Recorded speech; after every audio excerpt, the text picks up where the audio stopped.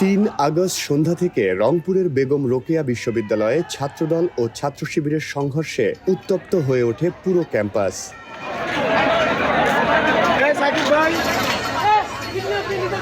একটি প্রদর্শনীকে কেন্দ্র করে শুরু হওয়া বাকবিতণ্ডা মুহূর্তেই রূপ নেয় পাল্টাপাল্টি ধাওয়া, ইটপাটকেল নিক্ষেপ ও চেয়ার ছোড়াছুড়িতে। এতে উভয় পক্ষের বেশ কয়েকজন আহত হয়েছেন।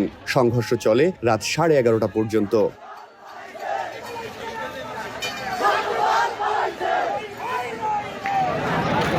প্রত্যক্ষদর্শী ও সংশ্লিষ্ট সূত্র জানায়, বিশ্ববিদ্যালয় শাখা ছাত্র শিবির দিনব্যাপী জুলাই জুলুমের বিরুদ্ধে জুলাই শীর্ষক একটি প্রদর্শনীর আয়োজন করে। সেখানে বিচারিক হত্যাকাণ্ড শিরোনামে কয়েকজনের ছবি প্রদর্শন করা হয়। ছাত্রদলের অভিযোগ, মুক্তিযুদ্ধ বিরোধী ব্যক্তিদের ছবি দলের নেতা খালেদা জিয়ার ছবির পাশে প্রদর্শন করায় তারা আপত্তি জানায়। এ সময় ছাত্রদলের নেতাকর্মীরা কিছু ছবি ও ব্যানার সরিয়ে নেওয়ার দাবি জানালে শুরু হয় তর্ক বিতর্ক। এরপর শিবিরের নেতাকর্মীরা চেয়ার নিক্ষেপ ও হামলা শুরু করে। একই সঙ্গে ছাত্রদল অভিযোগ করেছে, সংঘর্ষে বহিরাগতরাও অংশ নেন। আপনার ছবিটা নামায় নেন, শুধু আমাদের একটু দাবি ছিল।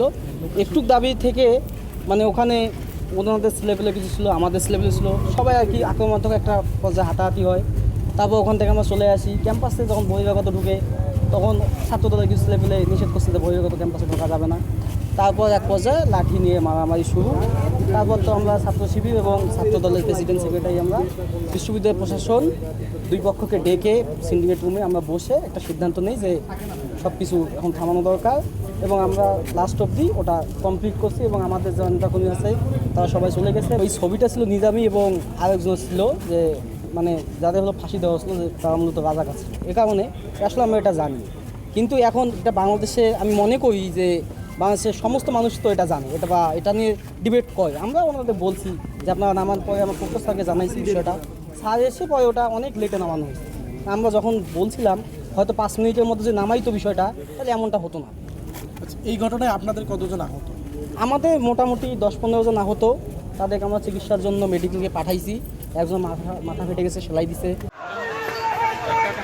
ছাত্র শিবিরের দাবি, ছবি সরিয়ে ফেলতে প্রশাসনের সিদ্ধান্তের অপেক্ষা করতে বললেও ছাত্রদলের নেতাকর্মীরা অতর্কিত হামলা চালায়। পরে তা সংঘর্ষে গড়ায়। তাদের পক্ষ থেকে যেটা ছিল যে একটা ব্যানার সরাতে হবে, তো বিভিন্ন কথাবার্তা সে সময় হয়। সংঘাতময় পরিবেশ সে সময় ছিল না, মিউচুয়ালের মাধ্যমে আসলে কথা সে সময় ওই ধরনেরই একটা পরিস্থিতি যায় এবং এটা মীমাংসার দিকে যায়।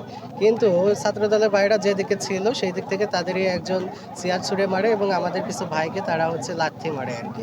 এবং সেই সময় তাদের অতর্কিত চেয়ার ছুঁড়ে মারা হয়, চেয়ারগুলো যেহেতু ওইদিকে ছিল। তো এমন পরিস্থিতিতে আসলে তারা অতর্কিত আমাদের উপর হামলা করে। তারপরে আমরা আমাদের লোকজনকে চেষ্টা করি তাদেরকে নিয়ন্ত্রণে রাখার এবং তাদেরকে কন্ট্রোলে আমরা নিতে সক্ষম হই।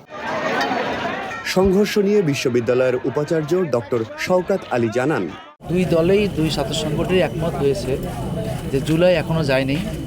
আমাদের দুই পক্ষই একমত হয়েছে যে এখানে নিষিদ্ধ ঘোষিত সংগঠন ছাত্রলীগের কেউ বা কারা জড়িত থাকার কারণে একটা কোনো পক্ষ থেকে ঢিল ছুটছে, তার পরিপ্রেক্ষিতে এই ধরনের ঘটনাগুলো সৃষ্টি হয়েছে। এবং এই ধরনের ঘটনা যাতে ভবিষ্যতে আর না ঘটে, তারা এখনও 36 জুলাই আসেনি, ডে আফটার টুমোরো আমাদের প্রোগ্রাম হবে। সেই হিসেবে তারা অঙ্গীকারবদ্ধ হয়েছে যদি ভবিষ্যতে এই ধরনের কোনো ঘটনা ঘটে তাহলে তারা সাংগঠনিকভাবে ব্যবস্থা নেবে, তার জন্য আমরা প্রশাসনিকভাবে ব্যবস্থা নেব।